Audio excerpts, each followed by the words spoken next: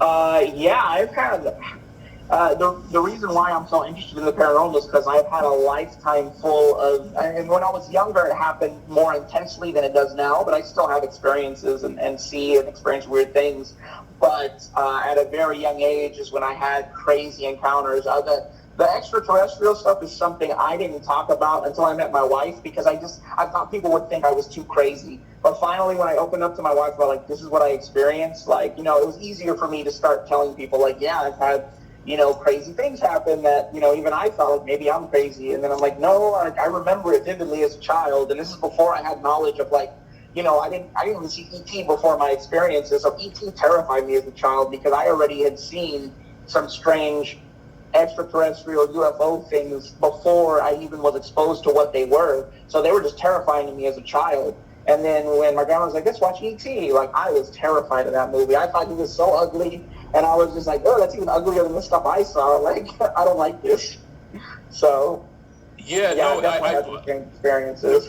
there really is a gift. Like if you want to take psychics, for example, a lot of psychics started having the gift at a young age, as you did.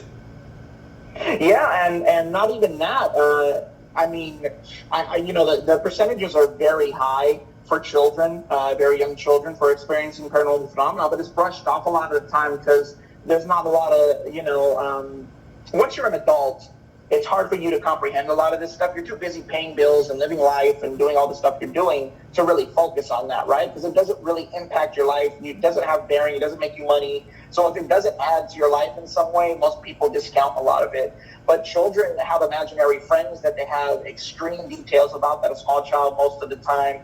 And there were case studies done on this, that small children have imaginary friends with details that just don't make sense for how young these children are to have this much detail about their imaginary friends or stuff they experience or sometimes knowledge they have. I mean, one of the big things now, especially now with so much internet and social media going on, is parents are telling their stories of children saying things that are strange to them at such a young age. Like, oh, I remember Tom, and Tom was like, the grandfather who passed away before the child was even born. But yet these children are talking about experiences with these family members who they never even met, at least while they were alive.